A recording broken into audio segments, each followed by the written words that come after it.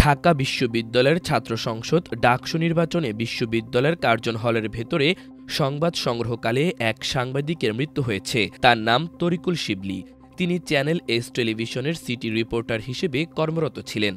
মঙ্গলবার দুপুর ১:৩০টার দিকে অচেতন অবস্থায় তাকে উদ্ধার করে ঢাকা মেডিকেল কলেজ হাসপাতালের জরুরি বিভাগে নেওয়া হলে কর্তব্যরত চিকিৎসক মৃত ঘোষণা করেন।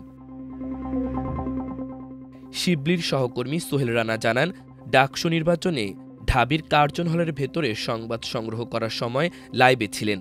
হঠাৎ অচেতন হয়ে পড়ে যান তরিকুল।